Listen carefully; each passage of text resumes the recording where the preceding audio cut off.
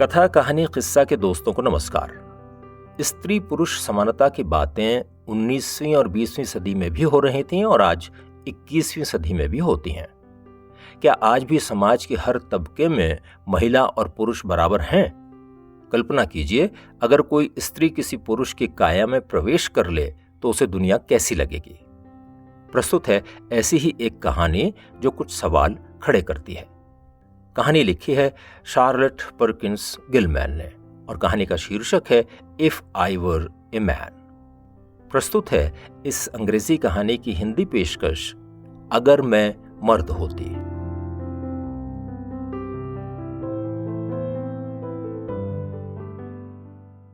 जब भी श्रीमती मॉली मैथ्यूसन अपने पति जेराल्ड से नाराज होती थीं तो कहती थीं, अगर मैं मर्द होती तो। आज सुबह भी मॉली ने जमीन पर अपने छोटे छोटे पैर पटकते हुए यही शब्द दोहराए। जेराल्ड को आज एक बिल मिला जिसमें लिखा था, पहले भेजा गया पर भुगतान नहीं हुआ। पहली बार जब यह बिल आया था तब मॉली इसे जेराल्ड को देना भूल गईं। दूसरी बार वो डर गईं कि कहीं उनका लंबा चौड़ा बिल देखकर जेराल्ड नाराज ना हो जाए। तीसरी बार जब डाकिये ने बिल सीधे जेराल्ड को थमाया तो उन्हें गुस्सा आना ही था। मॉली एकदम सामान्य महिलाओं जैसी ही थीं। आदर्श महिला की जो परिभाषा होती है उस पर वो खरी उतरती थीं। वो छोटे कद की थीं। अब आदर्श महिला लंबी चौड़ी तो होती नहीं, सुंदर भी थीं। आदर्श महिला कुरूप तो हो नहीं सकती। वो थोड़ी सी झक्की और मनमौजी किस्म की आकर्षक महिला थीं। जहां तक कपड़ों का सवाल है, ये कहा जा सकता है कि कीमती कपड़े पहनने से ज्यादा उन्हें कपड़ों को सही तरीके से पहनना आता था। सभी तरह के कपड़े उन पर जचते भी थे। वो एक प्यारी और समर्पित माँ थीं।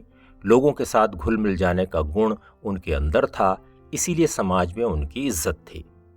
अपने घर और परिवार की वो अच्छी तरह से देखभाल भी करती थीं।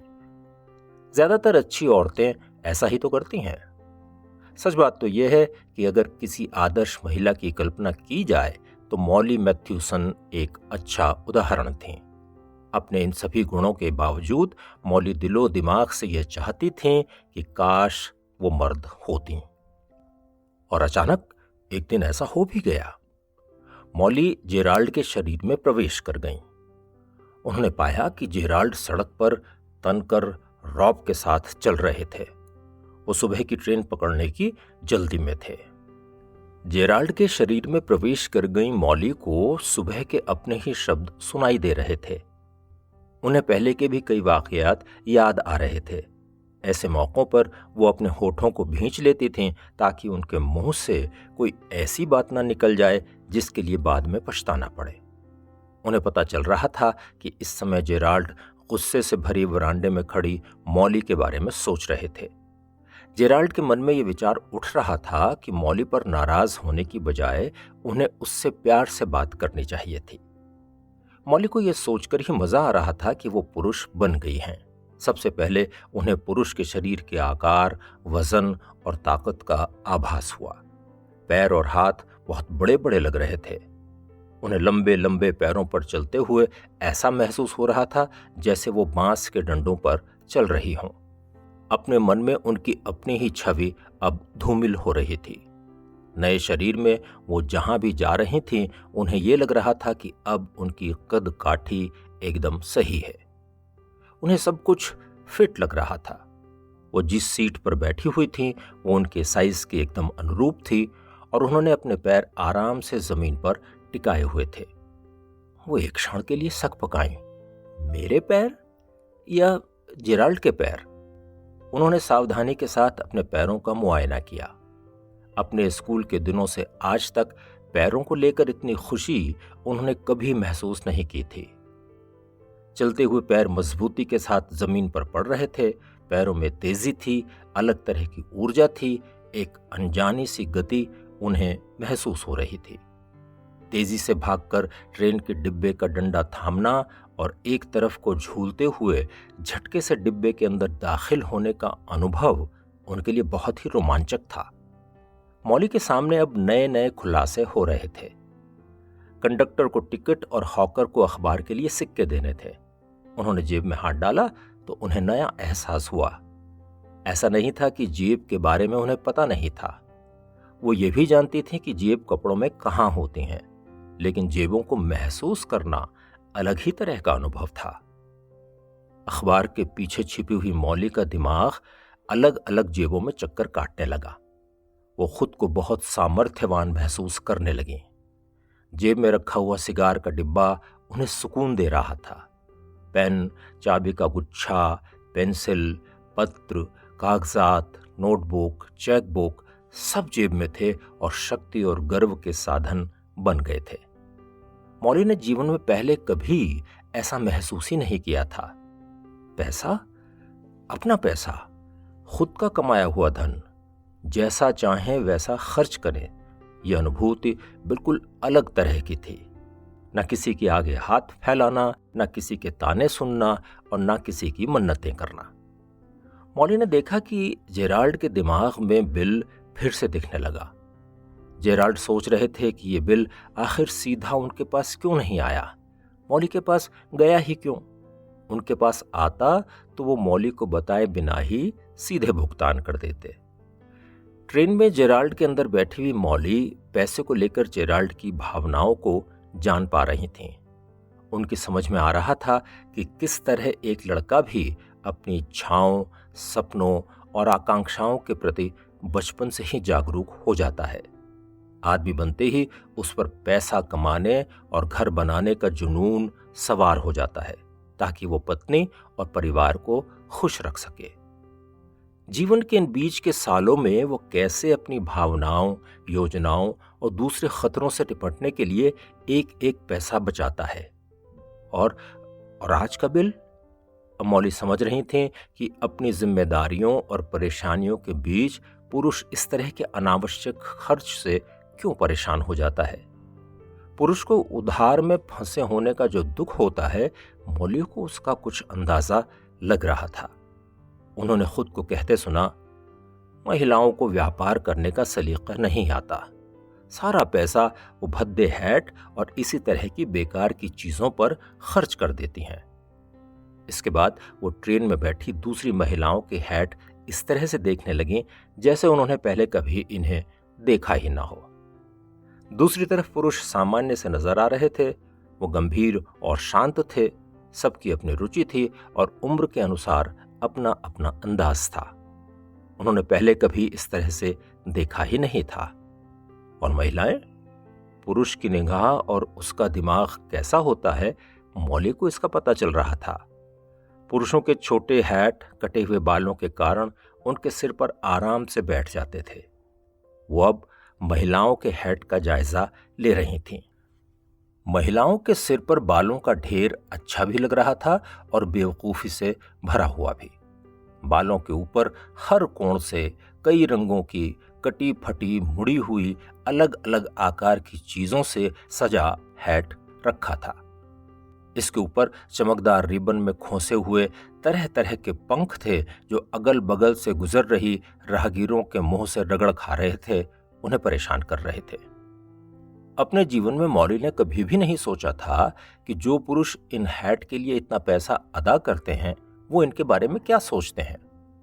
इसके बावजूद ट्रेन के इस डिब्बे में बेवकूफ सी दिखने वाली एक छोटी सी महिला के प्रवेश करते ही जेराल्ड ने उसके लिए अपनी सीट छोड़ दी। बाद में सुंदर सी लाल गालों वाली लड़की भी डिब्बे में आई। उसका हैट अपने रंग और आकार के कारण बहुत ही अजीब सा दिखाई दे रहा था। जब वो पास में खड़ी हुई तो उसके बाल कभी कभी जेराल्ड के गालों को सहला रहे थे। मौली ने महसूस किया कि जेराल्ड का दिल मचल उठा। मौली को उनके इस व्यवहार पर शर्म आने लगी। वो इस तरह के हजारों हैट नदी में बहा देना चाहती थी। जब जेराल्ड धूम्रपान करने वाले कंपार्टमेंट में अपनी सीट पर बैठे तो मौली को एक और आश्चर्य मिला। जेराल्ड के चारों तरफ मर्द ही मर्द थे। यात्रा करने वाले इन मर्दों में से कई तो उसके दोस्त ही थे। मौली इन मर्दों को जानती थी। उसके लिए कोई मैरीवेड का पति था, किसी की बेलेग्रांट से सगाई हुई थी और कोई पैसे वाला मिस्टर शॉपवर्थ था। ये सब जब जेराल्ड को देखते तो शिष्टाचार से अपना हैट उठाकर उसका अभिवादन करते थे। ये मर्द जेराल्ड से शालीनता से बातचीत करते, लेकिन आज उसे इनका नया रूप भी देखने को मिला था। उनकी सारी बातचीत लड़कपन से शुरू होकर नाई की दुकान, ट्रेन में होने वाली गप्पों और राजनीतिक दलों तक ही सीमित रहती थी। इस तरह के पुरुष उसने कभी देखे ही नहीं थे। वो एक के बाद एक आकर जेराल्ड से मिल रहे थे। जेराल्ड लगता था काफी लोकप्रिय थे। जब ये मर्द आपस में बात कर रहे थे, मौली को उनके दिमाग में उठ रहे विचारों की झलक मिली। उन्हें समझ में आ रहा था कि जब महिलाएं इन पुरुषों के आसपास नहीं होती, तब ये कैसी बातचीत करते हैं। ट्रेन के उस डिब्बे में सभी मर्द अमेरिकन थे। वो शादीशुदा और प्रसन्न थे। ऐसा लग रहा था कि उन सब के दिमाग में दो मंजिलें थीं जो उनके दूसरे विचारों से एकदम अलग थीं। इनमें से एक में महिलाओं के प्रति उनके विचार और दूसरे में उनके प्रति भावनाएं थीं। ऊपर वाली मंजिल में कोमल भावनाएं थीं। यहाँ घर, माँ और दूसरी मधुर भावनाएं थीं। यहाँ पर्दे में बंद एक मूर्ति भी थी जिसको बहुत आदर से देखा जाता। नीचे वाली मंजिल में बिल्कुल अलग तरह के ही विचार थे। यहाँ उनके दिमागों में दोस्तों के साथ साझा की जाने वाली कहानियां थीं।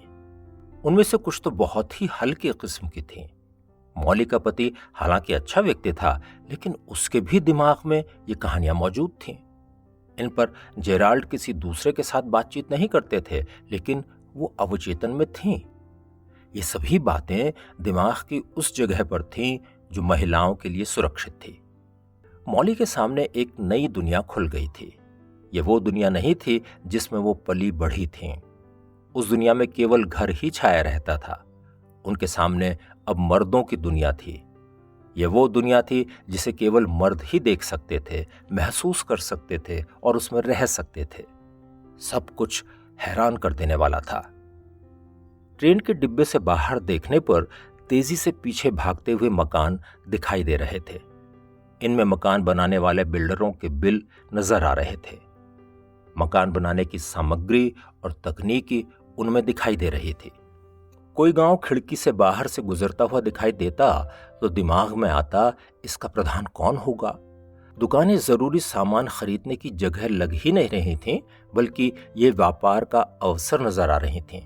इस बाजार में कुछ जहाज डूब रहे थे और कुछ खुशहाल थे। मौली ये सब देखकर बहुत परेशान हो गई। जेराल्ड अब तक सुबह वाले बिल को कब का भूल चुके थे। ये वही बिल था जिस पर घर में बैठी मौली अभी तक रो रही थीं। जेराल्ड व्यापार की बातें कर रहे थे, राजनीति पर अपनी बात जोरदार तरीके से रख रहे थे और पड़ोसियों के दुख पर सहानुभूति दिखा रहे थे। मौली इस मर्दानी चेतना से बाहर निकलने के लिए अब संघर्ष कर रही थीं। उन्हें उन बातों का मतलब समझ आ रहा था जो उन्होंने केवल पढ़ी और सुनी थी। ये सब पुरुषों के दृष्टिकोण से लिखी और कही गई थीं। उनके मन में अब धीरे धीरे गुस्सा उठ रहा था। उनके घर के सामने रहने वाले मिस्टर माइल्स कुछ बोल रहे थे। उनकी पत्नी हमेशा खुश रहने वाली महिला थी। ये बात अलग है कि मौली को वो पसंद नहीं थी। मिस्टर माइल्स को मौली भला आदमी मानती थी। वो हमेशा अदब से पेश आते थे। इस समय वो जेराल्ड से बात कर रहे थे। वो कह रहे थे कि अभी अभी वो एक महिला के लिए सीट छोड़कर आ रहे थे। उन्होंने बताया कि वो महिला उनके गले ही पड़ गई और उनको सीट से उठाकर ही माने। मिस्टर माइल्स का कहना था कि अगर औरत ठान ले तो कुछ भी प्राप्त कर सकती है। बगल की सीट पर बैठे हुए एक लंबे चौड़े सज्जन ने कहा, भाई साहब, आप गलत कह रहे हैं। औरतों के पास दिमाग तो होता नहीं। कभी वो कुछ कहेंगी और थोड़ी देर में कुछ और कहने लगेंगी।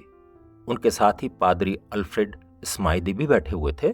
पतले दुबले पादरी साहब ने कहा, असली खतरा तो ये है कि उनके लिए जीवन ने जो काम निश्चित किया है, अक्सर वो उसकी सीमा से बाहर निकल जाती हैं। डॉक्टर जोन्स ने मुस्कुराते हुए कहा, प्रकृति ने महिलाओं के लिए जो सीमा तय की है, उन्हें उसके बाहर नहीं निकलना चाहिए। मेरा मानना है कि आपको जैसा बनाया गया है उसी के हिसाब से काम करना चाहिए। मिस्टर माइल्स बोले, भाई, मैंने तो कोई सीमा कभी देखी ही नहीं। उनकी इच्छाएं कभी खत्म नहीं होती। उन्हें चाहिए एक अमीर आदमी, शानदार घर, कीमती गहने और नए नए कपड़े। सारा दिन उनका इसी में बीतता है। सामने ही एक बुजुर्ग बैठे हुए थे जिन्हें मौली जानती थी। हमेशा अच्छे कपड़े पहनने वाली उनकी सुंदर सी पत्नी थी जो बाहर काम पर भी जाती थी। उनकी 3 बेटियां थीं, सुंदर और पढ़ी लिखी। मौली को पता था कि ये साहब बहुत काम करते हैं। मौली अब उनकी बात सुनने को आतुर थी। पहले तो वो प्यार से मुस्कुराए और फिर उन्होंने कहा, अच्छी बात करो माइल्स, आखिर आदमी कमाता किसके लिए है? इस पृथ्वी पर एक भली औरत से अच्छी और कौन सी चीज हो सकती है? माइल्स ने तुरंत जवाब दिया, और एक बुरी औरत से बुरा भी तो कुछ नहीं होता। डॉक्टर जोन्स ने बातचीत को आगे बढ़ाते हुए कहा, सही बात तो यह है कि औरतें होती ही कमजोर हैं। इस पर पादरी अल्फ्रेड स्माइदी बोले, दुनिया में सारी बुराइयां वही तो लाई हैं। जेराल्ड मैथ्यूसन अपनी सीट पर सावधानी से बैठे हुए थे। उन्हें अपने अंदर आज कुछ अलग सा लग रहा था, लेकिन उसे वो समझ नहीं पा रहे थे। उन्होंने कहा, मुझे ऐसा लगता है कि हम सब लोग प्राचीन काल के लोगों जैसी बात कर रहे हैं। इस तरह की बातें या तो नूह ने की होंगी या प्राचीन धर्म ग्रंथों में कही गई होंगी। महिलाओं की भी सीमाएं हो सकती हैं, लेकिन वो तो हम सब पुरुषों की भी हैं। क्या आप लोगों ने स्कूल के दिनों में खुद से तेज और होशियार लड़कियां नहीं देखें? पादरी ने सपाट आवाज में कहा, उनके बस में पुरुषों का एक भी काम नहीं है। जेराल्ड ने पादरी के शरीर के कमजोर ढांचे को देखते हुए कहा, देखिए, मैं खुद कभी भी फुटबॉल में बहुत अच्छा नहीं रहा, लेकिन मैं ऐसी कई औरतों को जानता हूं जिनके अंदर कमाल की ताकत है। फिर जीवन कोई एथलेटिक्स भी तो नहीं कि शरीर की शक्ति ही सब कुछ हो। बात तो ये एकदम सच थी। उन सब ने कुछ ही सीट छोड़कर पुराने कपड़ों में हाथ में अखबार थामे एक पुरुष की ओर देखा। वो उन सब से कम कमाता था। किसी जमाने में वो अखबार की सुर्खियों में रहता था, पर आज उसकी तरफ कोई देख भी नहीं रहा था। जेराल्ड को नहीं पता था कि उनके अंदर से आज ऐसे विचार क्यों निकल रहे हैं, पर फिर भी वो बोले, अब हम सबके जागने का समय आ गया है दोस्तों। मुझे तो लगता है कि महिलाएं भी बहुत अच्छे इंसान होती हैं। ठीक है, वो कपड़ों में अजीब सी लग सकती हैं, लेकिन उसके लिए जिम्मेदार कौन है? उनकी ये बेढंगे से हैट और कपड़ों के डिजाइन तैयार भी तो हमने ही किए हैं। अगर एक महिला साहस करके साधारण से आरामदायक कपड़े पहने तो बताओ, हम में से कौन कौन उसके साथ डांस करने को तैयार होगा? हम सब अपनी पत्नियों के लिए ये तो कहते हैं कि वो हमारे ऊपर परजीवी की तरह हैं, लेकिन हम में से कितने अपने पत्नियों से काम करवाना चाहते हैं? सच बात तो यह है कि कोई भी नहीं। इससे हमारी मान मर्यादा कम होती है। हम हमेशा कहते हैं कि औरतें धन दौलत देखकर शादी करती हैं, लेकिन उन लड़कियों को आप क्या कहेंगे जो सब कुछ जानते हुए भी किसी निठल्ले से शादी कर लेती हैं? हम कहते हैं लड़की बहुत बड़ी बेवकूफ है। हमारी इस धारणा को औरतें भी अच्छी तरह समझती हैं और इसीलिए जिसमें उनका फायदा है वो करती हैं। हम एडम और ईव में सारी गलती ईव की ही बताते हैं। मैं इस कहानी की सच्चाई के बारे में तो कुछ नहीं जानता, क्योंकि मैं उस समय था ही नहीं, लेकिन मुझे इतना जरूर पता है कि ईव ने तो छोटी सी गलती की थी, लेकिन पुरुषों ने तब से अब तक गलतियों का पहाड़ खड़ा कर दिया है। मानते हैं कि नहीं मेरी बात? वो सभी लोग धीरे धीरे शहर के अंदर भीड़ में मिल गए और दिन भर अपने क्रियाकलाप में व्यस्त रहे। वो ये सब बातें भूल गए, लेकिन जेराल्ड अपने नए विचारों और भावनाओं को लेकर परेशान से रहे। जेराल्ड के अंदर बैठी मौली आज हर क्षण कुछ नया देख रही थीं, कुछ नया सीख रही थीं।